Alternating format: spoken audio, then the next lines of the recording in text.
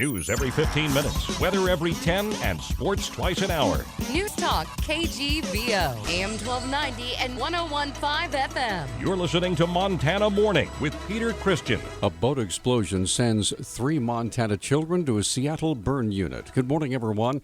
Montana Morning for Wednesday, July 6, 2016. The sky's overcast. We're expecting a change, 70% chance of rain today. Right now it's 57 degrees under a cloudy sky. Our newscast this morning, sponsored by AAA. AAA pays for itself with discounts on big brands. Join now, get a free canvas tote. Visit their website at AAA.com/Montana. A weekend explosion on a boat at Swan Lake has left 3 children hospitalized with severe burns. Josiah Wagoner of Kalispell said his brother David was fishing on Swan Lake Saturday with his wife, their baby daughter, and 4-year-old son. Also with them were the Wagoner's sisters, a 14-year-old and a 10-year-old twins, and their 6-year-old nephew. Josiah Wagner told the Flathead Beacon as the group prepared to return to shore about 5 p.m. Saturday, there was an explosion and everyone was thrown into the water. Wagner said the twins and the 6-year-old were flown to a burn unit in Seattle. David Wagner and the 14-year-old were treated locally for burns on their legs, but were traveling to Seattle for further treatment. The cause of the explosion still under investigation. 34-year-old Winston Ritter appeared in Missoula Justice Court yesterday, charged with 3 felonies: assault with a weapon, assault on a peace officer, and burglary. Deputy Missoula County Attorney Brittany Santorno asked substitute justice of the peace, Colin Stevens, for $75,000 bond. It's alleged that this defendant broke into a trailer, stole an AR-15, and pointed it at Deputy Wofstead and another bystander. The defendant then fled from law enforcement before handcuffing himself and surrendering. The defendant committed this new offense one day after posting bond on another assault with a weapon case that is currently pending in district court. Santorno outlined Ritter's criminal record for the judge. He has 2 prior convictions on his record for assault on a female. He also has convictions for theft, false reports, and harassment. The defendant is clearly violent and poses a great danger to the community, and that would be the reason we are requesting a high bail amount. Judge Stevens agreed and set bail at $75,000. Ritter was returned to jail and will make another appearance July 19th. A fire caused by fireworks destroyed a house in Victor. Donna Chronister told KECI Television she and her husband were setting off fireworks about 10:30 Monday night when one of the pyrotechnics went off sideways, sending sparks toward their home. Victor Fire Chief Scott Hackett said the firework landed under a juniper bush, causing a fire that spread rapidly. He said the house was a total loss. The homeowners weren't injured, but Hackett says a firefighter was injured when an artificial beam in the living room fell on his head. Chronister said her dog got out of the house and a firefighter rescued a cat that was hiding under a bed. With the east flank of the observation point fire mostly secured now, firefighters are preparing to push against the fire's western edge in an area filled with steep, dangerous terrain. According to Fire Information Officer Ann Riss-Sikora, hotshot crews were dropped in to fight the west side of the fire with aerial support yesterday. Fire's currently at 1,417 acres. It's burning in a northerly direction into the head of Hayes Creek. It's a bowl-like configuration with mountain rock to the west. They've got the east side of the fire really well shored up.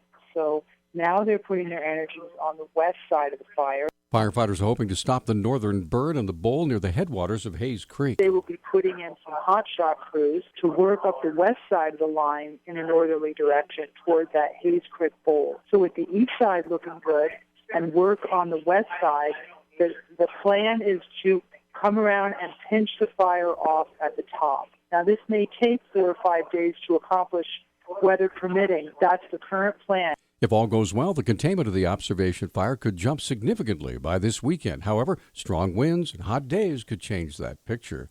On Monday, 4 helicopters and multiple firefighting agencies responded to another blaze, this one in the Elk Trail Loop area northeast of Lincoln. The fire occurred near homes, but appears to have only burned a couple of outbuildings. Fire Information Officer Jordan Copen with the DNRC explains. So it started around 2 o'clock in the afternoon. Had quite a few resources on it. A lot of aircraft. We had air attack out there directing the aircraft around. Props to the crews out there. The Forest Service helped us out. So a lot of interagency success out there. Shout out to the firefighters that did some hard work. Copen says it's still unclear what actually caused the blaze. They're still doing a lot of investigation on the cause. It is an area near homes, definitely. And like I said, it's under investigation. And that's about all the information that's come out so far.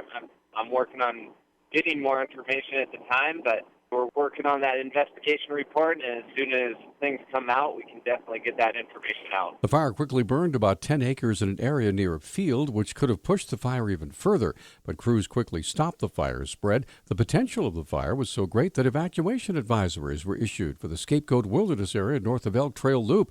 There were even road closures until yesterday morning when the mop-up began. A 31-year-old Missoula man has died in a single-vehicle crash south of Arlee. The Highway Patrol said the man was eastbound on Charity Road about 3:30 Sunday morning when he lost control on a curb. His SUV went off the road and struck some trees. The Missoulian reports the driver was partially ejected and pinned. He died at the scene. His name has not been released. A 40-year-old Helena man was killed in a weekend crash south of Hauser Dam. Lewis and Clark County officials say Andrew David DeSwart was traveling along Hauser Dam Road early Saturday when his vehicle went off the road on a curve, rolled down a steep embankment, and landed in Hauser Lake, where the water is about 47 feet deep. Deputy Coroner Brian Beckberg said divers recovered DeSwart's body about 9:45 in the morning. His SUV was pulled from the water just after noon. Cause of the crash still under investigation. A group of Republican legislators failed to get a special session approved to deal with campaign financing in Montana. Bozeman Representative and attorney Matthew Montfort supported the failed motion. I was strongly supporting it, as were several other conservative Republicans. We're concerned about the Bullock loophole. Even though state law says there are limits to monetary contributions, the Bullock loophole allows unlimited contributions in the form of staffing and other kinds of resources. So it's really disingenuous.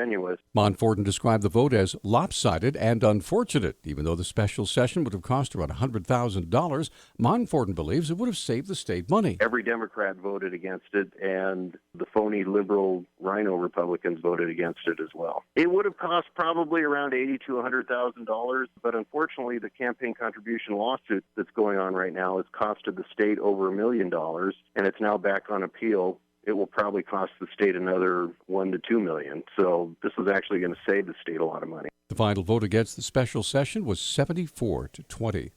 And finally, the Bozeman School Board is standing behind its decision last year to discontinue the federal school lunch program at the high school after deeming the program's nutritional rules were just too strict. Supervisor of the school's food service program, Bob Burrows, said last week the school is now, quote, better food and happier students, end quote. School Board trustee Heidi Arneson agreed, saying fewer students would be eating at the cafeteria had the school stayed with the program. The Bozeman Daily Chronicle reports the decision to let Bozeman High leave the program caused the school to miss out on a federal subsidy. While school meal sales have gone down this year, Burrows said sales of a la carte items have increased by about $148,000, and more students are buying from the cafeteria every day. Our News Talk time is 6:13. News Talk, KGVO. Missoula's official weather station. Scattered showers and an isolated rumble of thunder today. Otherwise, mostly cloudy with their highs in the upper 60s.